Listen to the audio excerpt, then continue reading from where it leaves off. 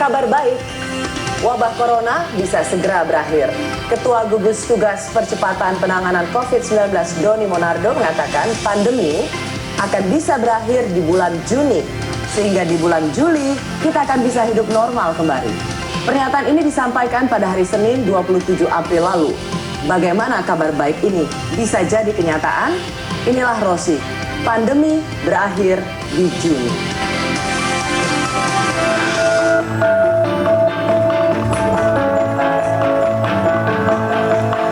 Bapak Presiden meminta kita semua untuk bisa bekerja lebih keras lagi dan juga mengajak masyarakat agar lebih patuh, lebih disiplin dan juga aparat supaya bisa lebih tegas agar pada bulan Juni yang akan datang kita mampu menurunkan kasus COVID di Indonesia sehingga pada bulan Juli diharapkan kita sudah bisa mulai mengawali hidup normal kembali.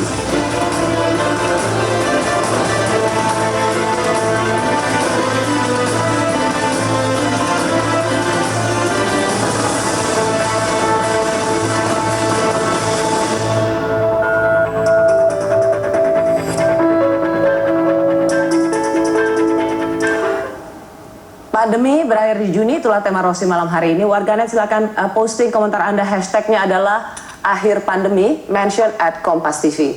Bagi Anda yang ingin menyaksikan siaran ini melalui live streaming, bisa melalui kompas.tv/live.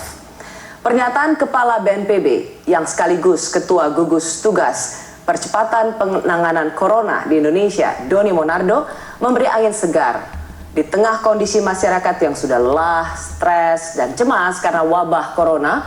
Pernyataan bahwa kita bisa hidup normal kembali di bulan Juli seakan menjawab semua doa. Tapi seberapa kuat prediksi ini bisa jadi kenyataan?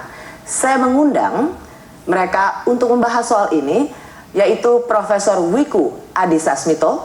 Ia adalah Ketua Tim Pakar Gugus Tugas Penanganan COVID-19.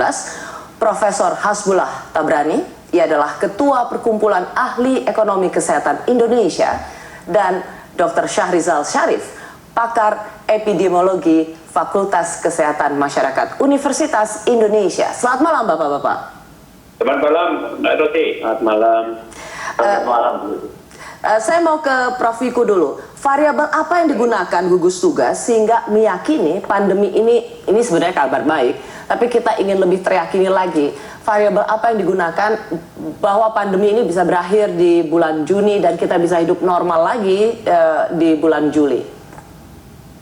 Baik, terima kasih Mbak Rosi. Jadi variabel apa yang digunakan untuk kita bisa melihat punya harapan Juni pandemi bisa berakhir?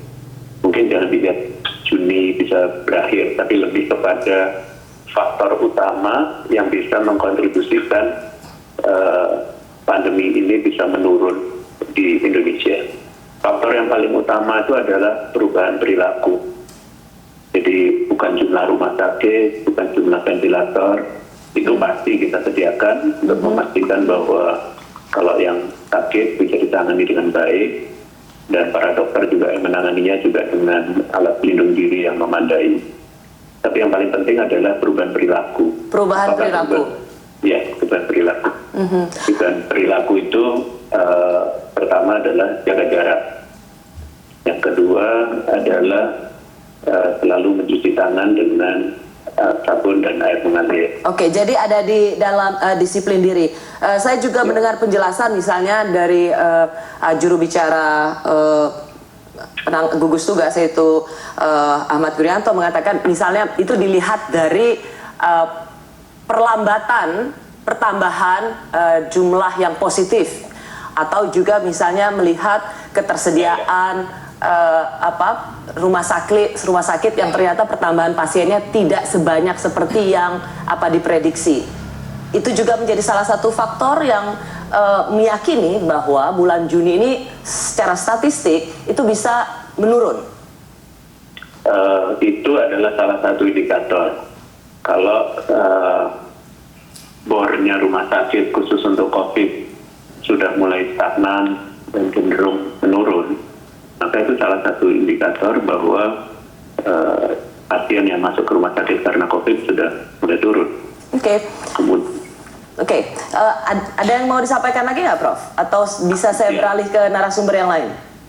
boleh. Jadi begini, jangan dilihat di ujungnya saja, tapi ujungnya itu salah satu indikator. Kalau sudah mulai tempat tidurnya mulai berkurang, itu berarti sudah ada indikasi positif. Pasti itu ada hubungannya dengan perubahan perilaku, karena masyarakatnya kan sudah lama dikasih tahu tentang perilaku ini. Ada lagi PSBB, jadi ini tentunya pasti ada efeknya ke arah situ.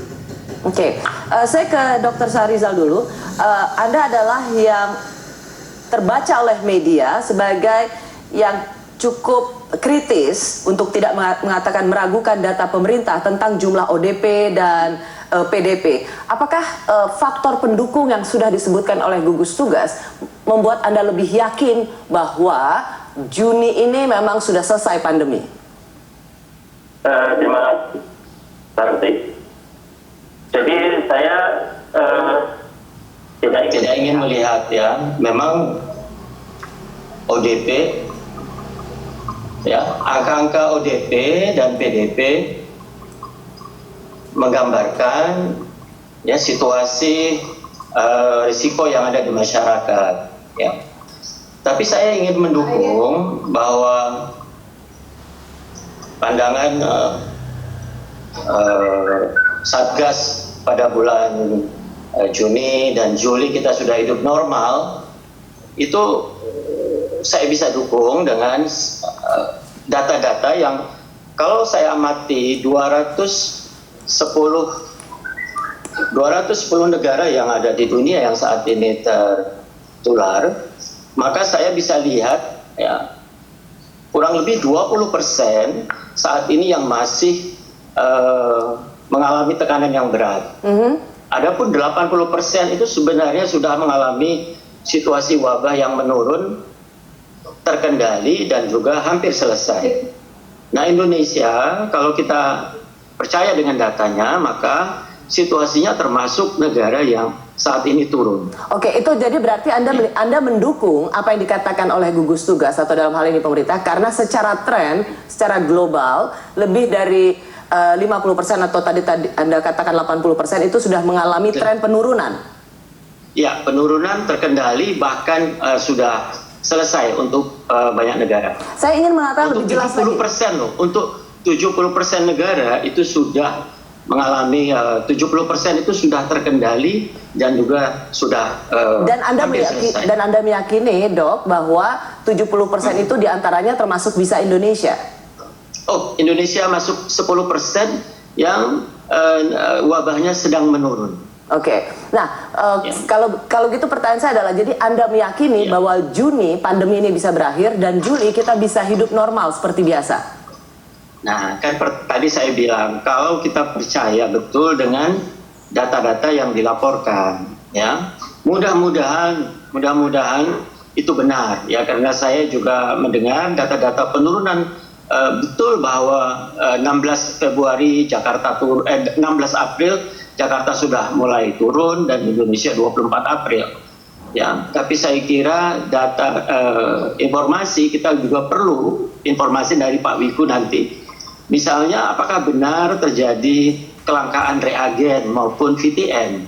Karena data-data yang dilaporkan seandainya memang terjadi kelangkaan reagen dan VTM, tentu sangat mempengaruhi dari data-data yang dilaporkan harian. Padahal data yang dilaporkan harian ini penting sekali. Jadi sebenarnya posisi Pak Sahrizal, maaf, saya hanya ingin memastikan posisi dokter itu apa? Meyakini bahwa Juni ini bisa berakhir dan Juli kita bisa beraktivitas normal atau enggak gitu? Tadi kan Anda bilang mau mensupport, tapi Anda tidak meyakini data-data yang diberikan oleh pemerintah. Jadi posisi dokter apa? Sekali lagi saya bilang, ya, sebetulnya kalau melihat tren pola wabah di dunia, asumsi yang prediksi yang disampaikan itu rasional aja, ya. Tapi kita harus masuk ke dalam apakah itu yang saya bilang tadi, ya. Mudah-mudahan saat ini kita sudah punya kecukupan reagen sehingga dalam 5 hari ke depan nanti, saya bilang ya, 5 hari ke depan mari kita lihat angka-angka yang ada di Indonesia Jadi, yang dilaporkan. Anda masih menggunakan kata mudah-mudahan, padahal saintis Ya. harusnya tidak menggunakan kata mudah-mudahan. Oke, saya ke Prof. Hasbullah. Juni pandemi berakhir, Juli kita bisa mulai hidup normal. Apakah sebagai seorang perkumpulan ahli ekonomi kesehatan Indonesia, Anda melihat ini sesuai dengan realitas di masyarakat kita? Saya akan sangat bergantung kepada bagaimana masyarakat menyikapi dengan PSBB. Kalau masyarakat yang tidak disiplin dan penegakan tidak cukup bagus, saya khawatirnya akan makin panjang. Karena persoalannya bukan di reagen atau rumah sakit, persoalannya adalah kasus ini menular dari orang ke orang, dan penularan itu sederhana saja melalui jarak dekat, melalui kebersihan orang yang Pak Wiku sampaikan tadi. Ya. Yang saya khawatir cuman kalau saya ikutin berita-berita di TV sampai tadi, ini banyak sekali yang melanggar begitu. Kita bisa lihat China, Jepang, Korea bisa cepat, ya dalam 2 minggu setelah di action itu kita sudah lihat kurvanya menurun. Apakah itu terkait dengan perilaku masyarakatnya? Itu yang jadi masalah. Perbedaannya kita dengan masyarakat di utara kita, di Korea, di Jepang. Di sana perilaku masyarakat sudah disiplin dan pemerintahnya juga tegas. Meskipun ada kritik bahwa pemerintah opresif, ya seperti di China. Menurut saya opresif dalam rangka mencegah orang lain tertular nggak jadi soal, karena kepentingan publik harus diutamakan. Baik. Nah di kita ini, masyarakat kita memang, maaf kata, perilakunya umumnya bukan masyarakat yang punya disiplin kuat, ya itu realita, dan kurang mematuhi aturan pemerintah. Banyak yang kemudian mempertanyakan, meragukan dan sebagainya. Jadi tidak ada satu komando kata yang dijalankan, sehingga itu mempengaruhi trennya. Kan prediksi Juni itu akan turun, itu ngelihat tren yang ada sekarang. Kalau PSBB-nya jalan bagus, tidak ada daerah baru yang mulai PSBB karena tidak ada kasusnya, bukan karena tidak diizinkan saja. Insya Allah bisa sampai. Oke, jadi Dr. Syahril mengatakan ini soal alat, Anda mengatakan juga soal perilaku. Ada juga yang mengatakan bahwa salah satu keberhasilan mengatasi pandemi corona bisa dilihat dari kemampuan satu negara melakukan tes secara masif dan pelacakan secara agresif. Di mana posisi Indonesia? Saya kembali saat lagi.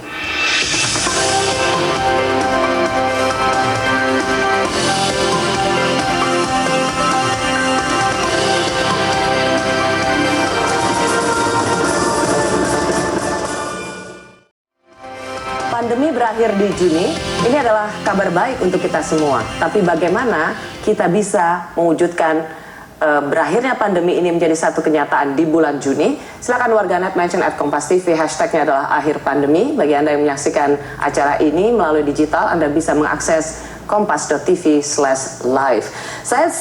Ini bagian kedua, saya telah mengundang Profesor Wiku Adi Sasmito. Ia adalah Ketua Tim Pakar Gugus Tugas Penanganan COVID-19, ada Dr. Syarizal Sarif, epidemiolog Fakultas Kesehatan Masyarakat UI, dan Prof. Hasbullah Tabrani, Ketua Perkumpulan Ahli Ekonomi Kesehatan Indonesia. Tadi kita sampai pada apa saja sih yang bisa mendukung supaya pandemi ini berakhir di bulan Juni. Beberapa hari ini kita dibikin was-was juga dengan berita dari kantor berita Reuters yang menyebut sebenarnya jumlah kasus kematian corona di Indonesia itu jauh lebih banyak dari yang dilaporkan pemerintah. Reuters menyebut lebih dari 2.200 orang di Indonesia meninggal dengan gejala COVID-19, tapi mereka tidak pernah tercatat sebagai korban COVID. Kami sore tadi misalnya data dari pemerintah kita mengatakan yang meninggal itu 792 orang, berbeda dengan apa yang dilaporkan oleh kantor berita Reuters. Saya ke Prof. Wiku dulu. Bagaimana Anda menjawab selalu ada kecurigaan bahwa pemerintah kita ini tidak menyampaikan data yang sama dengan realitas di lapangan? Oke, baik. Jadi kalau kita lihat konvensi internasional terhadap laporan kasus, selalu yang dilaporkan melalui WHO adalah terkonfirmasi positif Artinya adalah hasil pemeriksaan laboratorium dengan PCR, RT-PCR. Pada kondisi di mana pemeriksaan RT-PCR belum cukup memadai menyebar di seluruh Indonesia, bisa jadi kasus-kasus yang tidak sampai terkonfirmasi tidak bisa dilaporkan karena konvensi internasional. Memang sejak bulan April, tanggal 14 kalau nggak salah, WHO sudah menyampaikan melalui situation report-nya bahwa kematian-kematian yang diakibatkan secara bukan hanya konfirmasi laboratorium juga bisa dilaporkan. Jadi dilaporkan sebagai positif COVID? Dilaporkan kematiannya sebagai positif COVID. Itu kan sebenarnya intinya begini. Jadi Indonesia melaporkannya sesuai dengan negara-negara lain juga berdasarkan konfirmasi positif melalui laboratorium. Dan kalau kondisi suatu negara itu tidak cukup maju, cukup siap dibandingin negara-negara yang maju dengan laboratoriumnya yang lebih bagus, tentunya pelaporannya bisa jadi menjadi lebih rendah. Begitu kondisinya. Oke. Tapi artinya itu kan tidak menghapus realitas bahwa mereka yang sudah terlebih dahulu meninggal, tapi hasilnya belum keluar, itu ternyata meninggal karena positif COVID. Apakah ini kemudian bisa mengkonfirmasi apa yang menjadi kecurigaan orang yang meninggal di Indonesia sebenarnya jauh lebih banyak dari yang dilaporkan atau diumumkan oleh gugus tugas, Prof? Ya, jadi kembali lagi kepada peraturan internasional tersebut. Kalau peraturan internasional tersebut mengharuskan melaporkan semuanya, tentunya semua negara di dunia juga akan melaporkannya seperti itu. Jadi pasti akan melakukan perubahan, gambaran itu akan berubah, bukan hanya untuk Indonesia, semua dunia juga akan berubah. Kecuali negara yang sangat maju, yang availability dari alat tesnya dan laboratoriumnya ada di mana-mana. Oh, jadi Prof Wiku ini mengatakan bahwa ketika kita mengumumkan yang meninggal seperti ini adalah karena kita bukan termasuk negara maju yang memiliki laboratorium yang begitu canggih sehingga bisa begitu cepat untuk langsung memberikan hasil apakah orang ini meninggal karena COVID atau tidak. Begitu? Jadi saya mau mengatakan bahwa negara di dunia nggak bisa dijadikan satu standar semuanya punya kemampuan sama. Semua negara sebenarnya pada prinsipnya tidak ada yang siap untuk menghadapi pandemi COVID-19 ini. Sehingga kemampuan laboratoriumnya sendiri pun beragam. Akibatnya juga kemampuan konfirmasinya juga beragam. Ya. Prof, Dr. Syahrizal, inikah yang tadi menjadi salah satu keraguan Anda untuk melihat atau meyakini pandemi ini selesai di bulan Juni? Karena intake-nya saja bisa jadi tidak sesuai dengan realitas lapangan, bukan ingin menyembunyikan fakta, tetapi karena ketidakmampuan laboratorium kita. Enggak, gini, ya. Jadi apa yang dilaporkan, ya, kasus-kasus yang dilaporkan, kasus konfirmasi, itu sudah jelas baik kematian maupun, terutama angka kematian itu underestimate pasti, karena dia berbasis fasilitas kesehatan, terutama adalah fasilitas kesehatan yang memang rujukan dari pemerintah. Tadi sudah disampaikan bahwa oleh sebab itu WHO kemudian meminta, ya. Tapi saya ingin sampaikan bahwa sebetulnya ada catatannya tuh, ya. Memasukkan data yang belum ada konfirmasi tapi punya gejala klinis COVID itu sangat penting untuk penelusuran epidemiologi.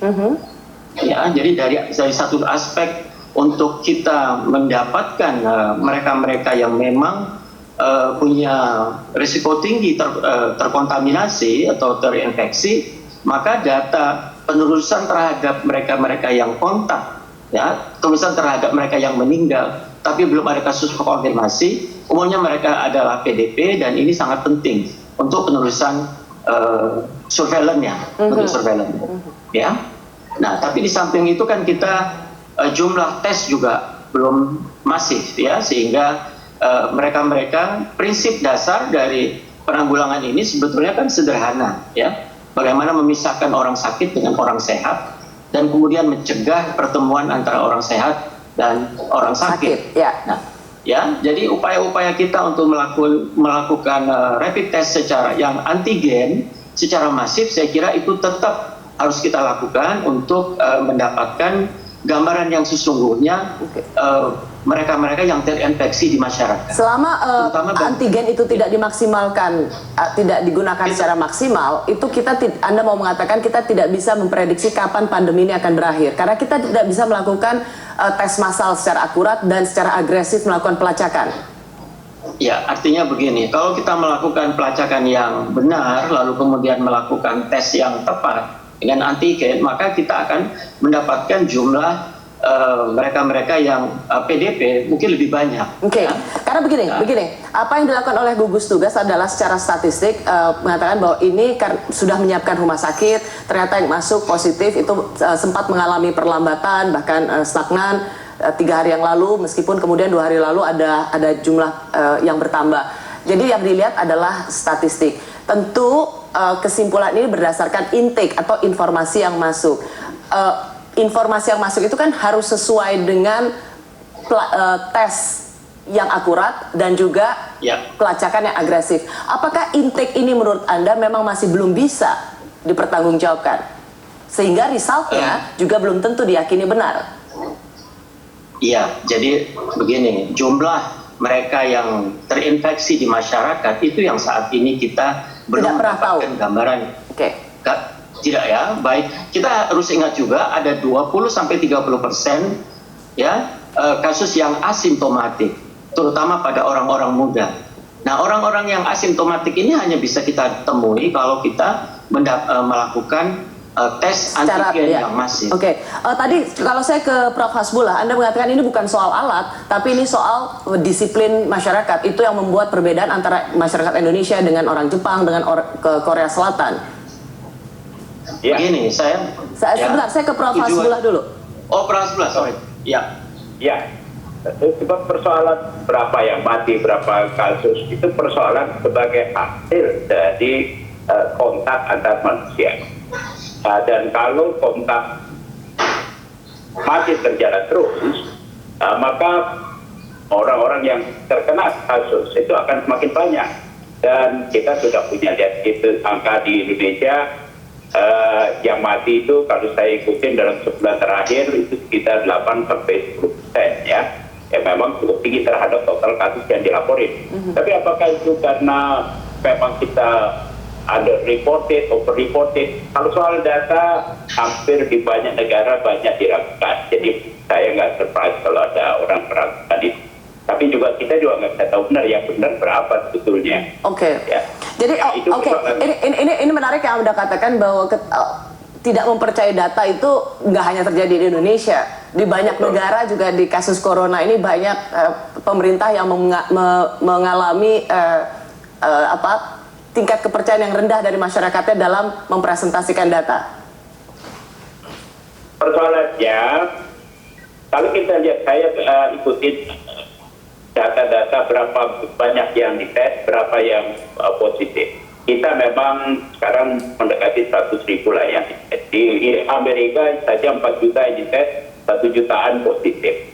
Ya. Dan sekarang kita berapa banyak yang dites, dan bagaimana ngetes itu dilakukan? Apakah itu berdasarkan trace atau tangkap orang aja? Di beberapa negara ada yang angka hasil tesnya positif terhadap yang dites kecil sekali. Bisa jadi dia hanya tangkap semuanya orang yang ada di sekitarnya tanpa melihat apakah dia pernah ada kontak namanya tracing, sehingga kelihatannya hasilnya kecil, tapi bisa jadi di lapangan besar. Ya. Nah, pada pendataan kematian harusnya bisa mendeteksi, tapi kan sekarang kita tidak mengetes orang yang mati apakah virusnya positif atau tidak positif, sehingga kalau ada dugaan yang mati lebih banyak, hasil tesnya belum keluar, atau mungkin juga dia tidak sempat dites karena perilaku masyarakatnya dan risiko tingginya dia sudah terkena dan mati duluan sebelum mendapat pelayanan, kan nggak dapat dites. Oke, tapi Prof. Hasbullah, begini, orang yang meninggal karena positif corona, ketika ada yang melaporkan sebenarnya lebih dari 2.200, sementara yang bisa kita laporkan adalah 792 orang, itu adalah persoalan serius. Artinya kita tidak mampu mendeteksi ada hampir 3 kali lipat yang meninggal karena positif corona. Ini bukan soal perilaku lagi, ini soal bagaimana kita bisa mendeteksi dan mendefinisikan berapa banyak keluarga kita yang sudah meninggal karena corona. Sekarang bagaimana kita tahu yang 2000, yang katanya 2000 itu yang betul? Itu Bukan. yang betul atau yang 700 yang betul? Dari mana faktanya? Ini kan bagian yang mesti kita jawab. Ya. Seolah-olah kan kita percaya yang Reuters bilang ada 2.000 orang mati sudah dilaporkan. Dia dapat dari mana datanya? Tahunya mati karena COVID-nya dari mana? By the way, ID juga meragukan. ID mengatakan sebenarnya bisa lebih dari apa yang dilaporkan oleh pemerintah saat ini. Anda tidak melihat bahwa ini adalah semacam devil advocate, bahwa pemerintah harus lebih transparan, akurat? Saya ingin tanya aja. Saya setuju bahwa pemerintah harus transparan, akurat. Saya setuju bahwa kemungkinan besar underestimate. Tetapi yang saya mesti sampaikan bahwa siapa yang punya data yang benar. Sekarang kita nggak bisa juga prejudis bahwa ini pemerintah salah, Reuters betul, atau Reuters yang salah, pemerintah yang betul. Siapa yang bisa menyatakan ini yang betul? Nah, kalau saya misalnya, saya memperpendek pertanyaan begini, Prof.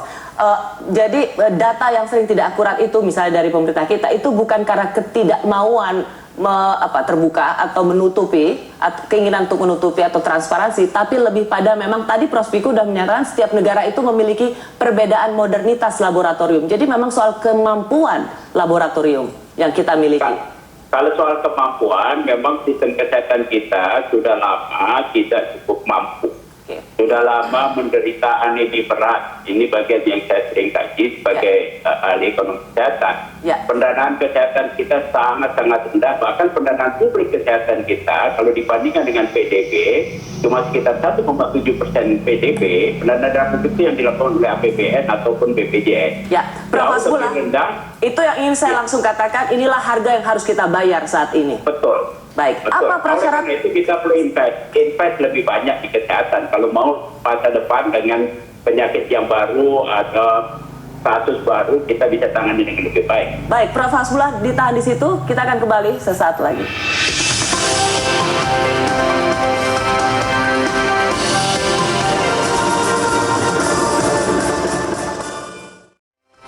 Pandemi berakhir di bulan Juni, itulah tema Rosi malam hari ini, dan saya sudah mengundang Profesor Wiku Adhisa Smito, Ketua Tim Pakar Gugus Tugas Penanganan COVID-19, Dr. Syahrizal Syarif, pengurus, adalah seorang epidemiolog dari Fakultas Kesehatan Masyarakat Indonesia, dan Prof. Hasbullah Tabrani, Guru Besar Fakultas Kesehatan Masyarakat UI.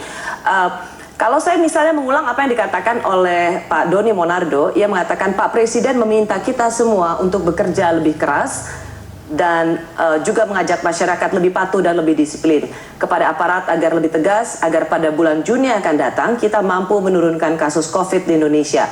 Saya ulang, bulan Juni yang akan datang kita mampu menurunkan kasus COVID di Indonesia.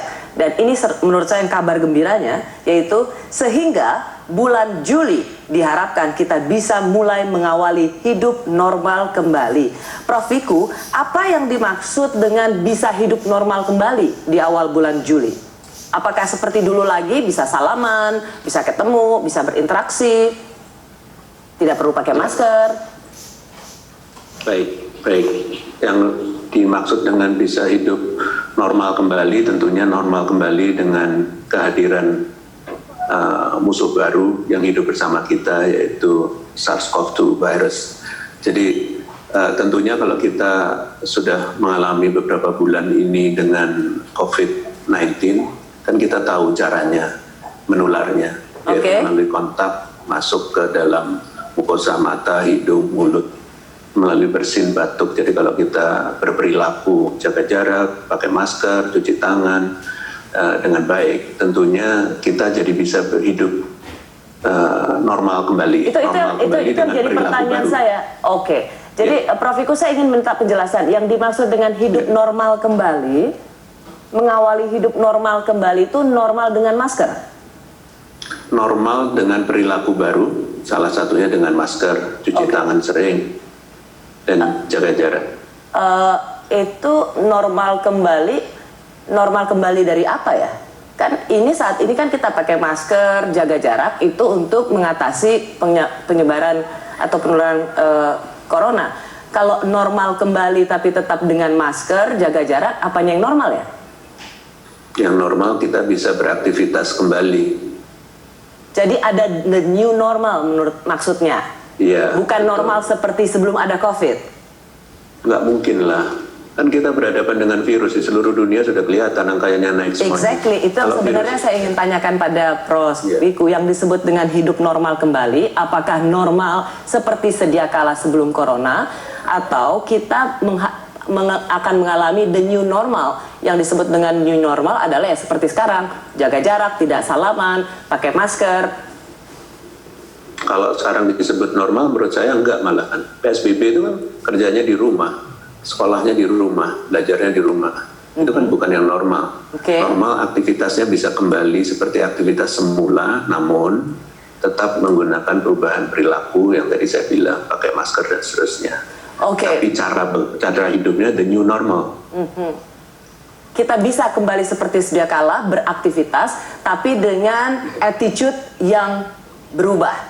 Dengan perilaku yang berubah. Jadi sekolah dengan masker, restoran masih bisa buka tapi juga dengan jarak yang ditentukan. Itu yang disebut dengan memulai hidup normal kembali.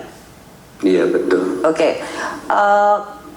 Pak Syarizal, Juli hidup normal kembali tapi dengan perilaku yang berubah. Mbak Rosi, pertama ya kita harus clear betul apa yang namanya wabah terkendali. Tadi saya bilang bahwa wabah terkendali itu jika lebih dari 14 hari, ya angka kasus konfirmasi per hari itu menurun. Tapi yang ingin kita capai sebetulnya adalah low transmission, ya, jadi transmisi yang rendah, ya. Dan akhirnya yang ingin kita ultimate goal-nya adalah transmisi zero transmission. Nah, kapan itu bisa terjadi? Oleh sebab itu, ya, situasi itu nantinya memang kalau harus dibuktikan apakah benar kita mencapai transmisi yang rendah. Nah, itu akan terlihat dari kasus baru yang muncul per hari. Wabah akan kita nyatakan selesai, WHO akan menyatakan selesai kalau dalam 28 hari, 2 kali masa inkubasi, 28 hari, tidak ada satupun kasus baru. Baru kita bisa dinyatakan wabah selesai. Oleh sebab itu, situasi hidup normal itu sebetulnya adalah ya ketika kita betul bahwa kita mencapai zero transmission, tidak ada satupun kasus dalam waktu 28 hari, sampai hari ini belum ada satu negara pun di dunia yang mencapai itu. Ya, setelah itu kita harus paling tidak 6 bulan harus menjaga perilaku-perilaku paling tidak social distancing. Yang bisa kita ini kan. Jadi kalau gini Dr. Syarizal, jadi kalau misalnya dengan semua perilaku yang disiplin, bulan Juli kita bisa tetap beraktivitas seperti biasa, tapi dengan new attitude, new normal, dengan masker, tetap sekolah, tetap ke kantor dengan masker. Menurut Anda itu bukan tanda pandemi berakhir? Oh, bukan. Sama sekali bukan. Tetap saja pandemi berakhir jika selama 28 hari ya tidak ada satupun kasus yang dilaporkan, dan situasi itu tidak mudah. Ya, nah itu yang harus dicapai. Cina saat ini pun setelah 3 minggu ada lagi 2-3 kasus. Jadi saya kira Wuhan sekalipun ya dalam 3 minggu tiba-tiba muncul 3 kasus. Oke, Dr. Syarizal, puncak pandeminya dikatakan sekitar bulan April atau Mei, which is bulan ini atau Mei. Berarti kalau sampai Juni 28 itu tidak ada kasus baru, barulah kita bisa bernafas lega. Ini yang disebut dengan pandemi berakhir. Ya, yang bisa dilakukan ketika transmisinya rendah, kasus barunya rendah, adalah pengurangan keketatan social distancing maupun restriksi dari pergerakan. Artinya ya KRL akan dibuka kembali, ya, lalu kemudian kereta api, pesawat. Saya sih simpel aja deh sama Prof. Syarizal. Jadi sebenarnya Anda sebagai seorang epidemiolog FKM Universitas, Anda yakin nggak sih Juni kita bisa berakhir dan Juli kita bisa beraktivitas seperti biasa tapi dengan the new normal? Makanya tadi saya sebetulnya ketika kita saya sebenarnya ingin dapat jawaban iya atau tidak sih Dr. Syarizal.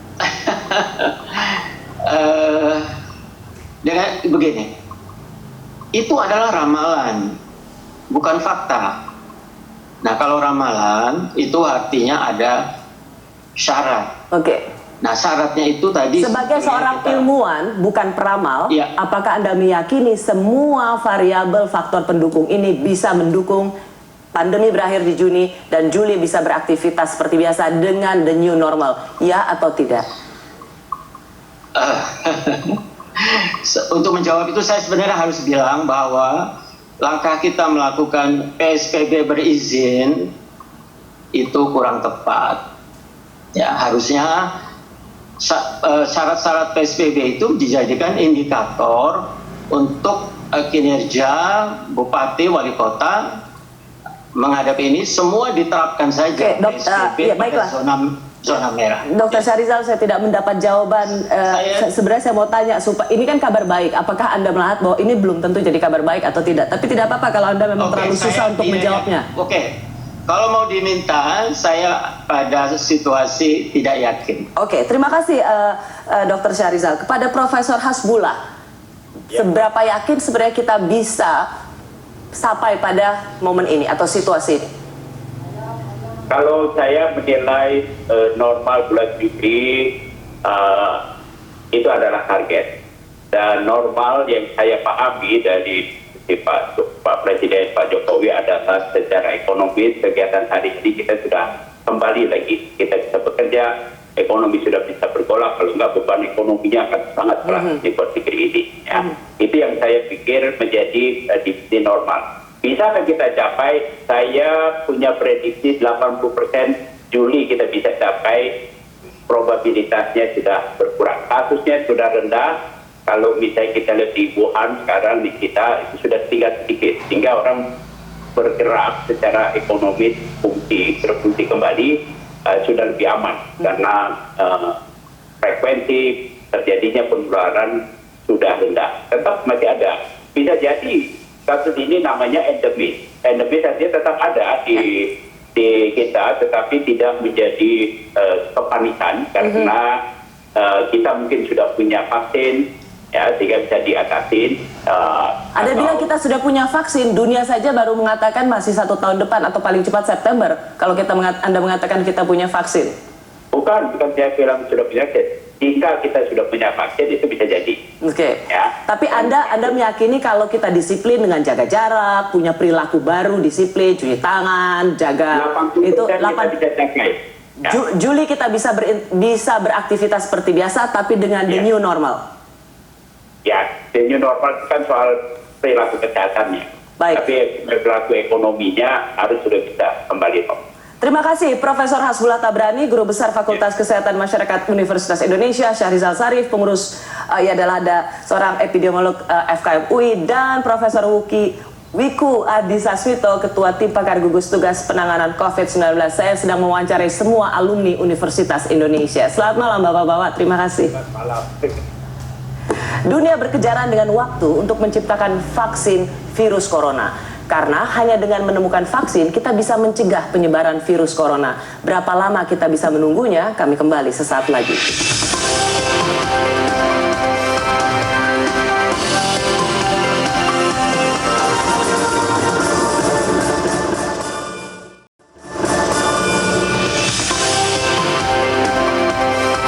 Pandemi berakhir di Juni, itulah tema kita malam hari ini. Sesuatu yang menjadi kabar gembira sesungguhnya, tapi apa yang bisa kita lakukan untuk menjadikan pandemi ini berakhir di bulan Juni dan kita bisa beraktivitas seperti biasa? Kalau tadi Anda mengikuti dalam perbincangan saya sebelumnya, beraktivitas seperti biasa tapi dengan kebiasaan baru. Apa yang bisa kita lakukan untuk menunjang faktor itu?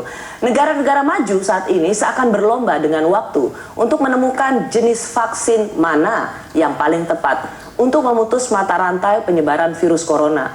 WHO mengatakan hingga saat ini sudah ada 3 jenis vaksin yang sudah diuji coba ke manusia. Seberapa cepat dunia bisa menghasilkan jenis vaksin yang paling tepat? Saya akan membahasnya bersama Wakil Direktur Lembaga Biologi Molekuler Eijkman, Profesor Herawati Sudoyo. Selamat malam, Prof. Selamat malam, Mbak Rosi. Prof, banyak sekali prediksi ya tentang kapan pandemi berakhir. Karena semua pertanyaan seluruh dunia pasti sama, kapan pandemi ini akan berakhir.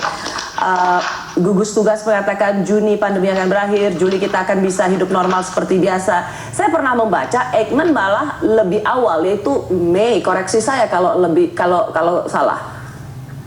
Ya. Enggak, prediksi kita waktu itu dibuat pada waktu awal dari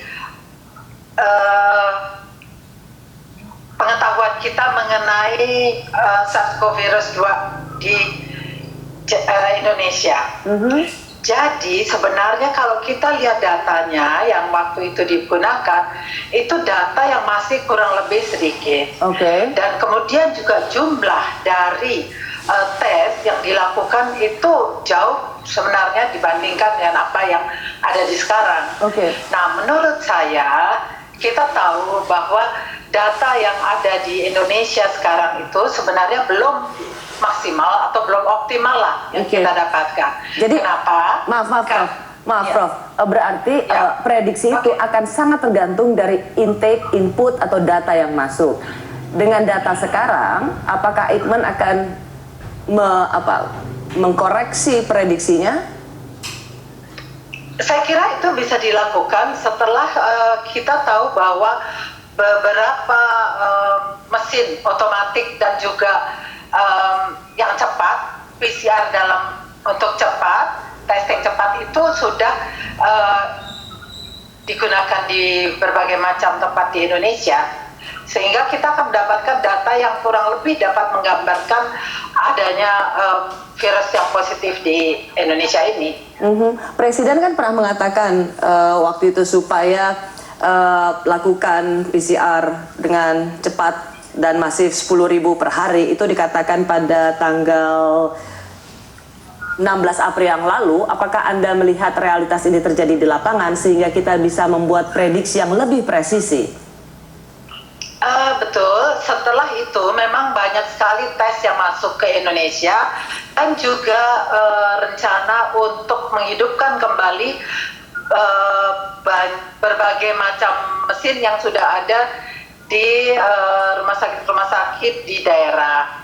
Nah, tetapi mesin tersebut yang memang digunakan untuk HIV maupun TBC itu perlu di-upgrade dan dibuat spesifik untuk SARS-CoV-2.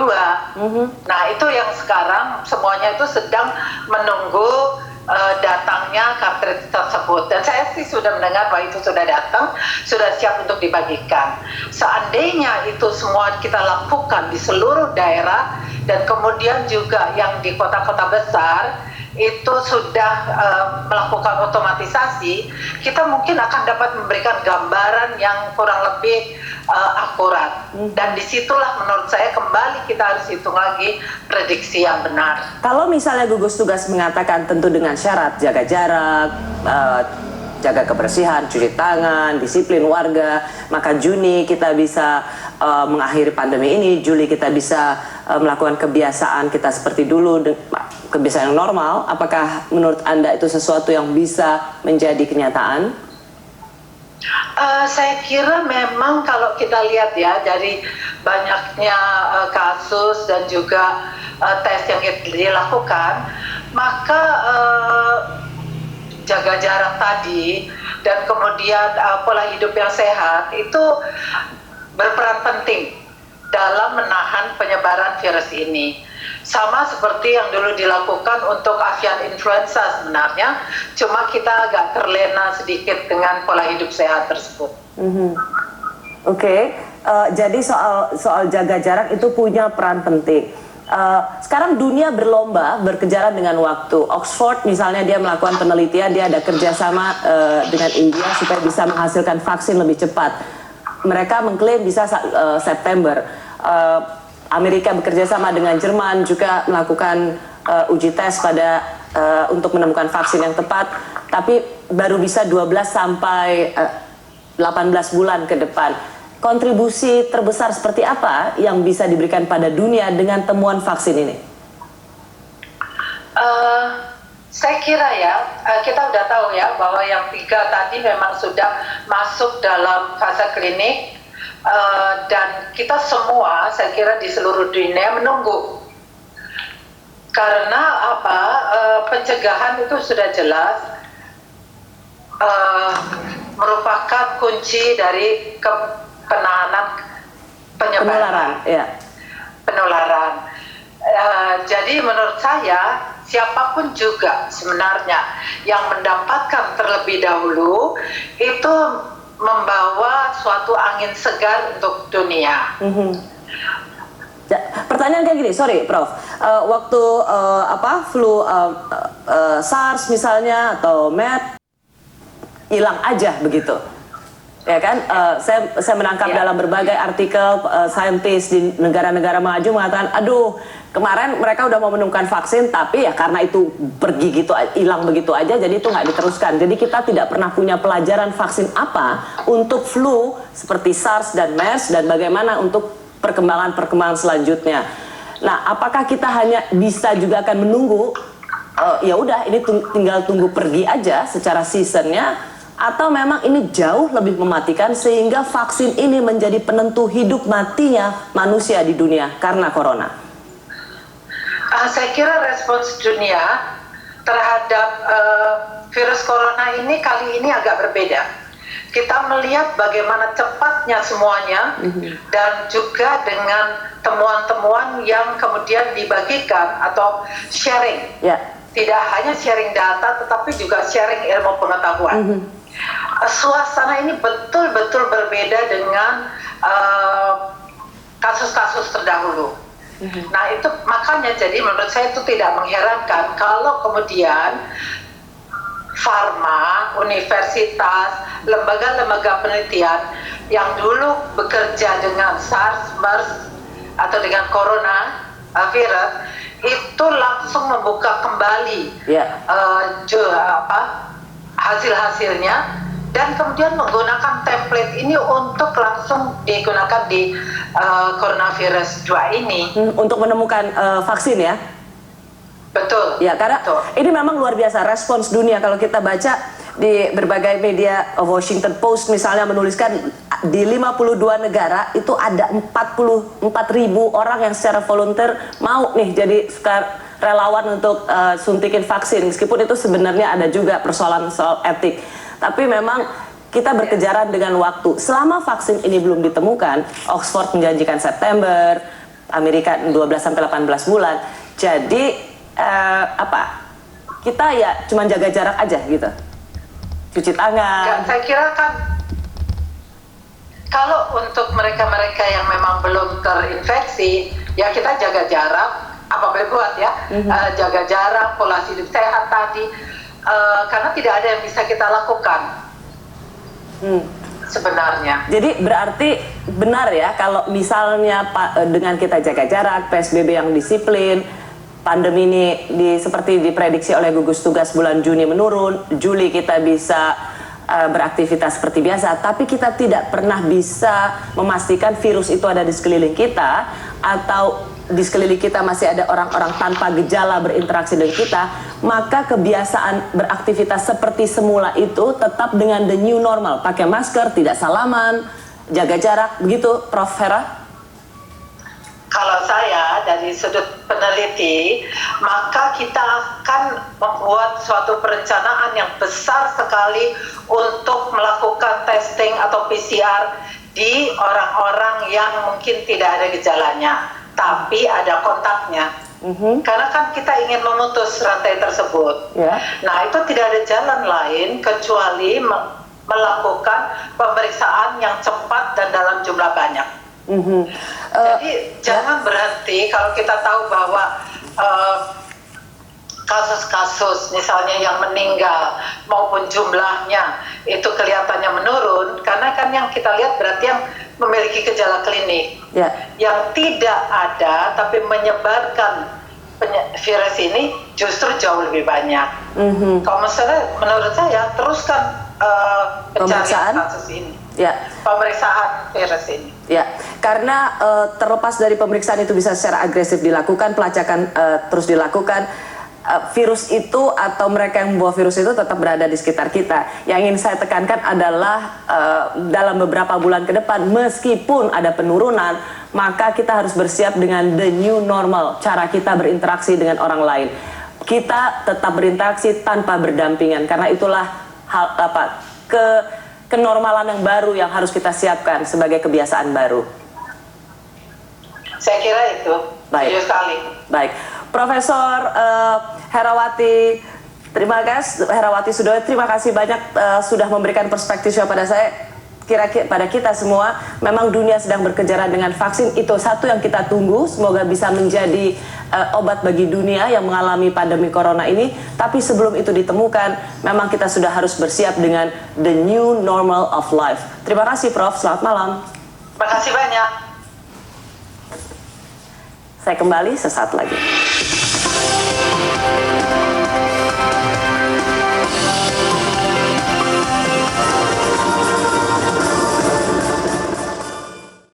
Berakhir di Juni dan kita semua bisa beraktivitas seperti biasa di bulan Juli. Itu adalah pernyataan dari Ketua Gugus Tugas Penanganan COVID-19 Doni Monardo. Ini sebuah angin segar dan kabar baik yang kita terima bersama. Tapi tentu ada banyak faktor bagaimana kita mampu mewujudkannya. Dan tentu saja beraktivitas seperti biasa bagi Anda yang menyaksikan perbincangan saya dengan Ketua Tim Pakar Gugus Tugas Penanganan COVID-19, beraktivitas seperti biasa dengan perubahan perilaku sebagai kenormalan yang baru. Artinya kita bisa tetap bersekolah, beraktivitas seperti biasa, tapi tetap pakai masker, jaga jarak, cuci tangan. Itulah yang disebut dengan beraktivitas seperti biasa, tapi dengan kenormalan yang baru. Jadi butuh kerja keras, disiplin diri, dan kerjasama dari semua pihak jika kita ingin mengakhiri krisis ini. Kita semua sebagai bagian dari masyarakat harus patuh, disiplin pada aturan kesehatan untuk menjaga diri sendiri dan yang paling penting juga menjaga orang lain. Pemerintah daerah punya peran penting, memberikan pengertian dan penjelasan dengan bahasa yang mudah dimengerti masyarakat. Kesadaran untuk menjaga jarak fisik, menggunakan masker, dan mencuci tangan mungkin terdengar sepele, tapi itu bisa berdampak besar, khususnya dalam situasi krisis seperti saat ini. Bersama-sama kita bisa memenangkan situasi ini. Saya ingin menutup Rosi episode kali ini dengan sebuah pembelajaran dari banyak negara yang sampai sejauh ini dianggap berhasil memperlambat penularan corona, yaitu negara-negara yang mengutamakan ilmu pengetahuan dan penelitian. Pandemi ini dapat segera berakhir di tangan saintis atau para ilmuwan. Ini jadi pelajaran untuk bangsa ini, memberikan perhatian lebih bagi kemajuan penelitian dan pengembangan ilmu pengetahuan di Indonesia. Saya Rosyana Silalahi, terima kasih. Tetaplah di Kompas TV, independen, terpercaya.